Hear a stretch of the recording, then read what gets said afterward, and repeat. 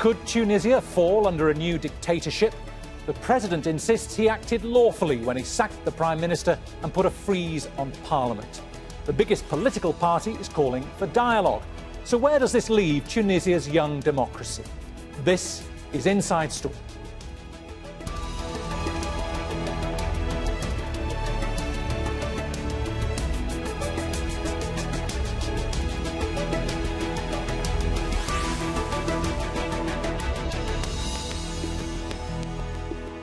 Hello and welcome to the programme.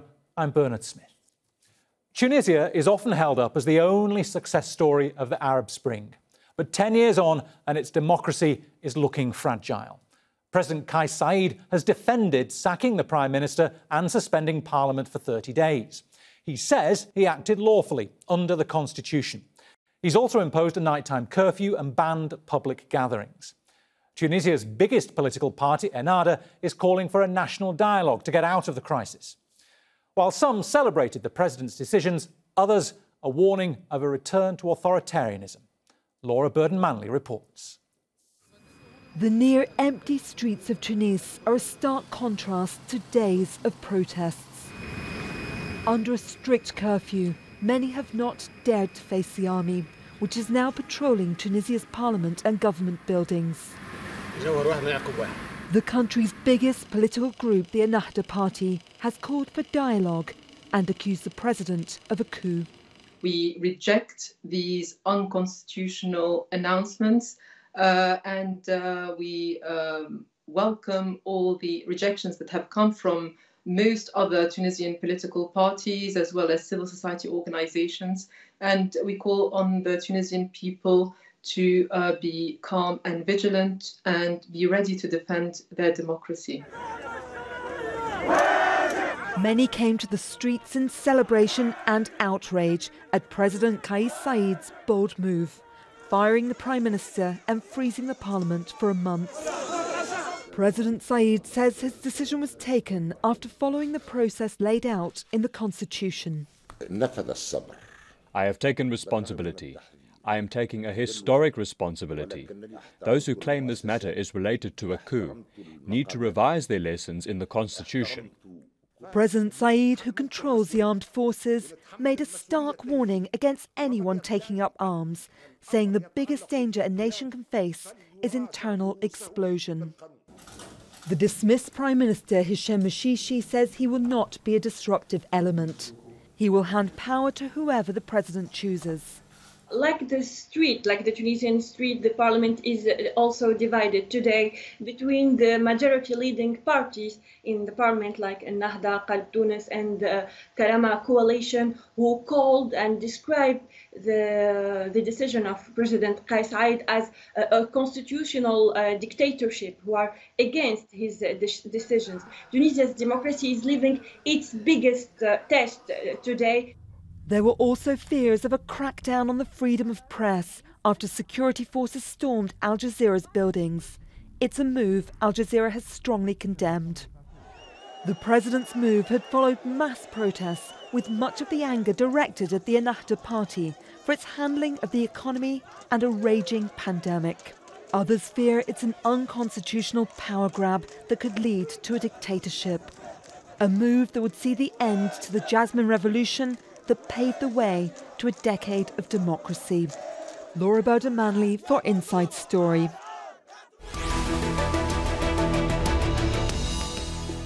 Let's bring in our guests. Joining us from Tunis is Tarek Kahloui, a history professor at the Mediterranean School of Business, and he's also a political analyst on Tunisia. From Washington, D.C., Sarah Yerkes, a senior fellow in Carnegie's Middle East programme. And from Bursa in Turkey, Salih Yasun, a fellow at the Ostrom workshop at the Indiana University, Bloomington. A warm welcome to you all. Sarah, if I can begin with you, you were tweeting earlier what to watch out for as this pans out. If the president grabs more power, we're looking at a coup. We should keep an eye on the reaction of the security forces, should keep an eye on other Arab states. Is this not really, though, just a coup in slow motion? To me, it looks like a coup. I think if you read the Constitution that the president is using to justify his actions, it very clearly states that he needs to consult the prime minister and the speaker of parliament before taking these emergency actions, which he didn't do. So I think it's very hard for him to say that this is not a coup. And I think, things are still unfolding. We need to keep watching what else he does.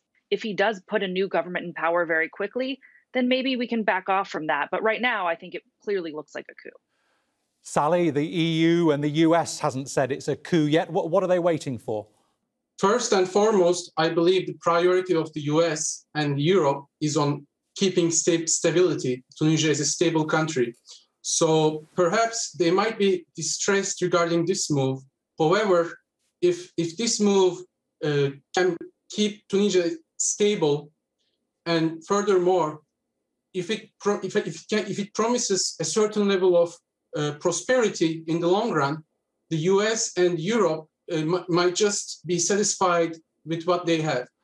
OK, well, Tarek, Salih mentions there the need for stability. Is that what the Tunisia's General Labour Union is worried about? Civil society groups are worried about? Ennahda is worried about? Because they all seem to be giving the president time.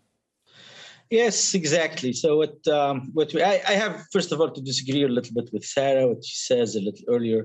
What might make this a coup, really, is if the president would go beyond the 30 days. Clearly, he has an interpretation that is very problematic, I would say, of Clause 80. He grabbed a lot of power. But this is not really a traditional military coup. Some people are basically comparing this to what happened to Egypt or Turkey, which is not exactly the Tunisian context. So that's point one. It might become a coup, but for now, it's not. And not even establishing a government that would be the solution of that. He's going to establish a government. Everyone knows that.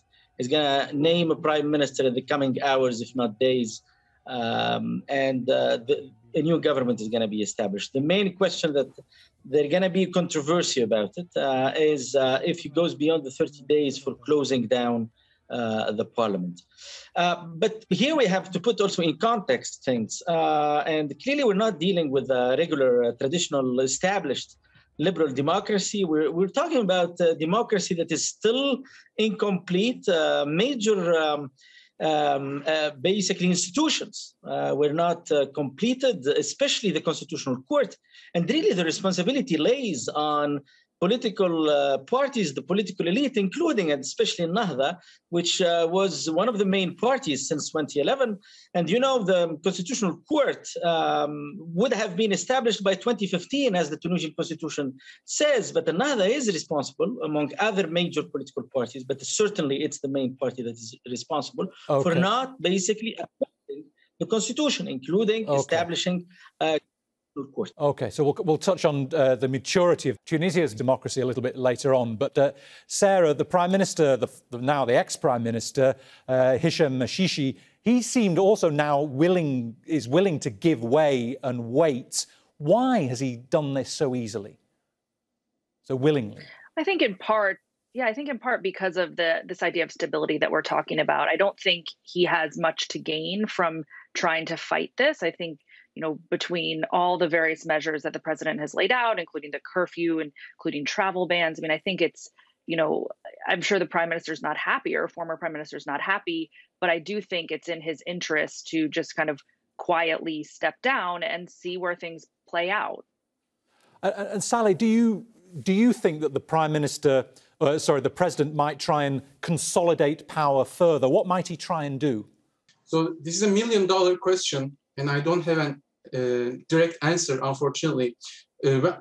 Throughout his campaign, Kais Saied propagated for direct democracy. And even after his campaign, throughout his speeches, he was often very critical and skeptical of political parties, particularly the Islamist ones, which he considered as barriers, for his direct engagement with the citizens, or for him to be able to represent the general will even. So he had some ideas about direct democracy, and he even occasionally referenced Tocqueville. However, we did not see any concrete action in his in his side to be able to implement what he had in his mind. So, and if we also consider that Kais Saied is an outsider, unlike the late President Kais Saied, who perhaps had some network relationships inside the bureaucracy. Kais Saied coming as an outsider, he will most likely need the support of individuals whom he may share some ideological affinity with or may not share an ideological affinity with. So even if he tries to consolidate power, it will eventually lead to forming new coalitions within the government, not only the elected government, but also within bureaucracy as well. Okay. Tarek, you touched earlier on the state of Tunisian democracy. I mean, firstly, how significant are the differences between the religious and secular parties? They managed to govern by consensus for years. Are differences being amplified by outside forces? What's going on there?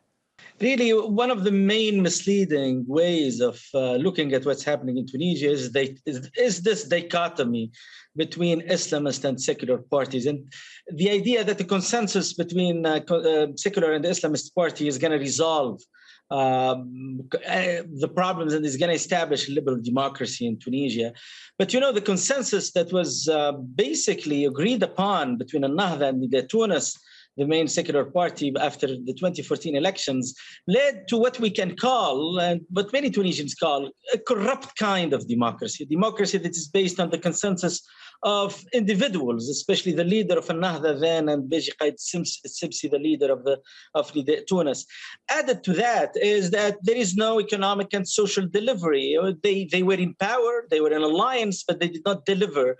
They did not lead major reforms, and they did not fight corruption. It's actually the opposite. They issued a law in 2017 that gives a general amnesty to people who were with the old regime during the despotic times, and basically establishing an unjust form of resolving the old problems of the despotic times. And that was perceived by many Tunisians as basically giving a free card to people who are corrupt. And this is the 2019 elections was a yellow card for the political elite. And I think much of the political elite, especially in Ennahda, did not get the point, did not see how people are really frustrated with what's happening, giving way for outsiders and what we may call even populists for different sides, including Kais Saied.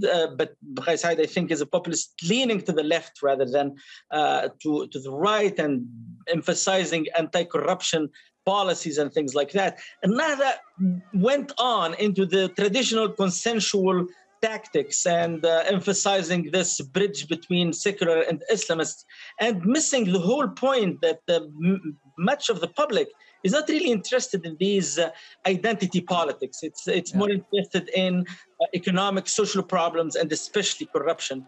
And I think after almost 2 years after the elections, what we have seen in the streets was the right context. And Kais Saied took that opportunity and established his rule. And we're going to see now he's going to lay down a roadmap that we might talk about a little bit about it later. Okay. Sarah, has consensus been the problem? I mean, with consensus, there's been no real opposition, has there, to act as a check on the government? Absolutely. I think, none of the parties in Tunisia have been able to actually deliver on the most important thing right now, which is economic progress and economic prosperity. Tunisians, particularly, the pandemic caused a lot of this, but even before the pandemic started, many Tunisians were unable to feed themselves. The economic situation for them was decreasing, particularly in the marginalized areas. And so, I'm very skeptical that President Saied, by consolidating power in his own hands, or even if he appoints a new government, I'm not sure, within 30 days that this government's going to be able to do what they need to do in order to bring Tunisia out of this economic crisis, let alone the health crisis. No government has so far been able to actually adequately deal with the pandemic, which is ravaging Tunisia right now.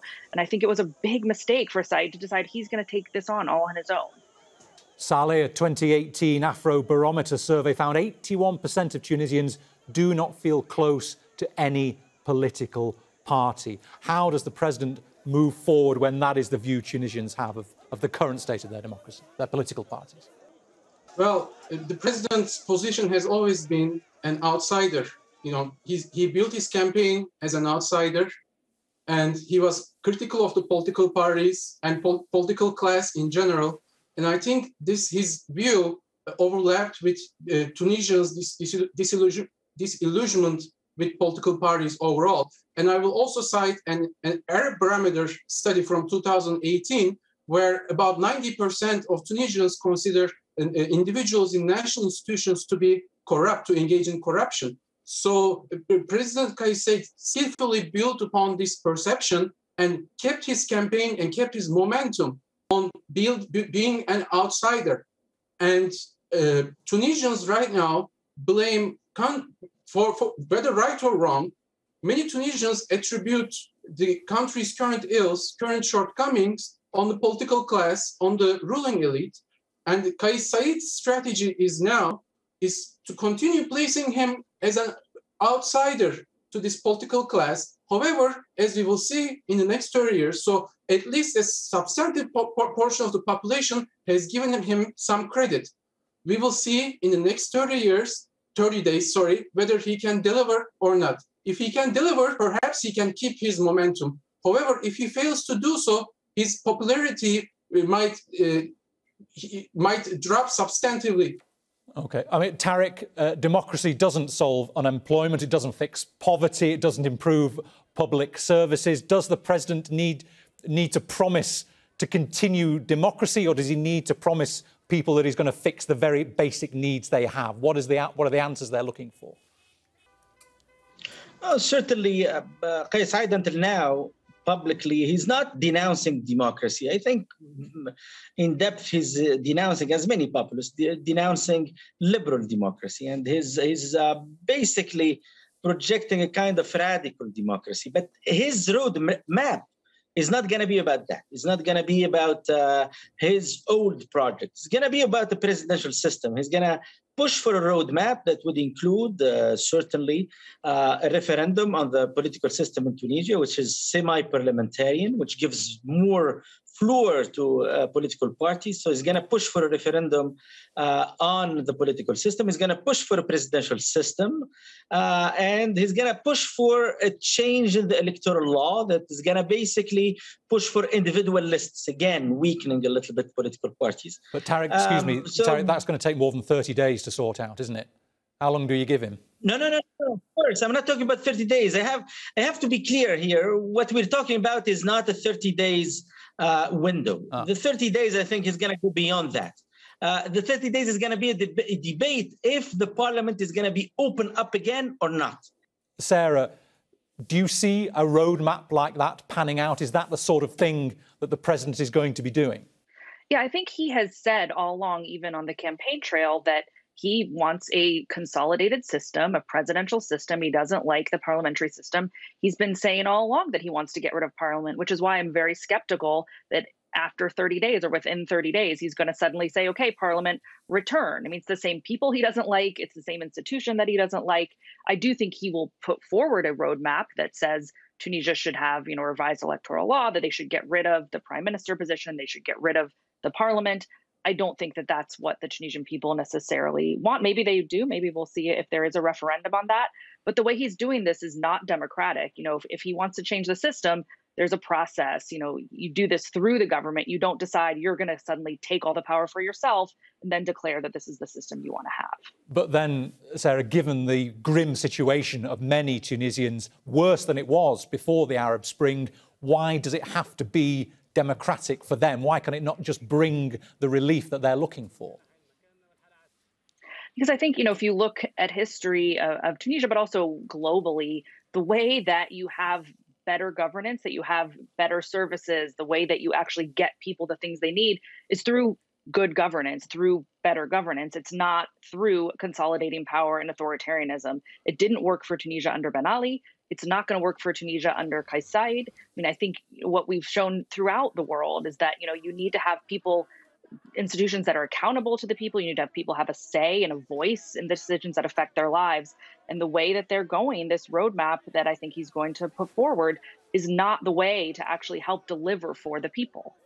Okay, Salih, what's happening in Tunisia is not how it panned out in Egypt, but are Tunisians looking nervously over to Egypt? Do they look with envy at the apparent stability there, or are they worried that it could become a coup as bloody and as brutal as Egypt went through?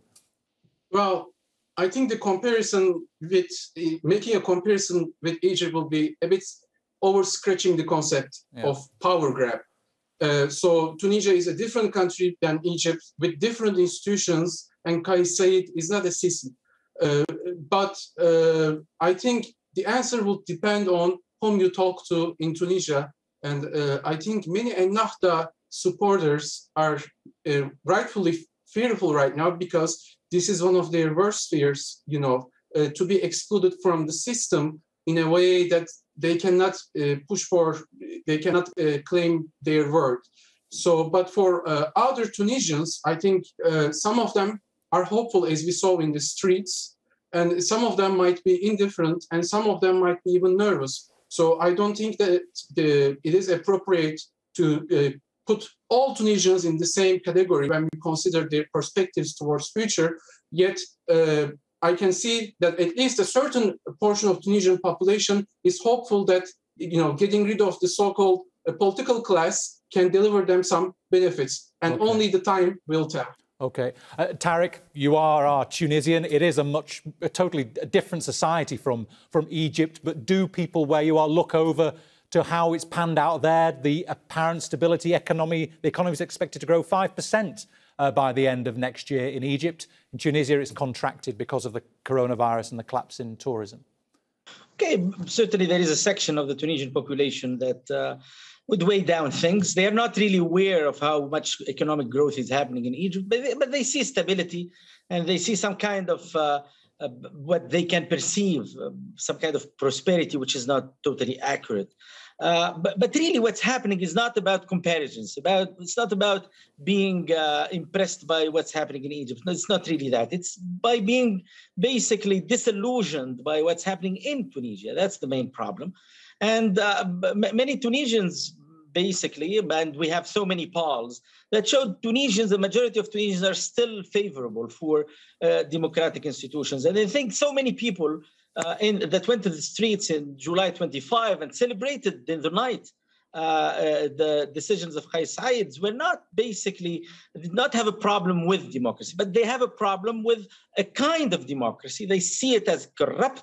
They see it as a kind of democracy that closed down politics within consensual, closed rooms, and did not really establish the main problems of Tunisians. They did not see the political class expressing their main worries, and that's why they have a problem with that kind of democracy, not with freedom, not with but there is still a section that is still somehow nostalgic to the old times. I have just to add something here, that the roadmap that's going to be proposed by Kais Saied is going to be restricted by the balance of forces. So his government that's going to be nominated in the coming, as I said, hours, if not days, he's going to name a new prime minister and so on and so forth. They're going to start with major economic, social, and health challenges. So they're going to be given some time by the population. I wouldn't say 30 days. I would say 30, 60 days, maybe even 90 days. People are going to basically watch what's going to happen. And it's in basically the interest of Kais Saied and his new government to do major, quick, steps, especially the agreement with the IMF is going to be critical. But the government needs to have an IMF agreement very soon. That's going to have a major impact on what's going to happen in the coming months. All right. Folks, unfortunately, we are out of time. But thanks to all our guests, to Tarek Kahloui, to Sarah Yerkes, to Salih Yasun, and thank you too for watching. You can see this and all our programmes again anytime by visiting our website, aljazeera.com. And for more debate, go to our Facebook page. That's facebook.com/AJ Inside Story. You can also join the conversation on Twitter. Our handle is @AJ Inside Story. From me, Bernard Smith, and the whole team here, bye for now.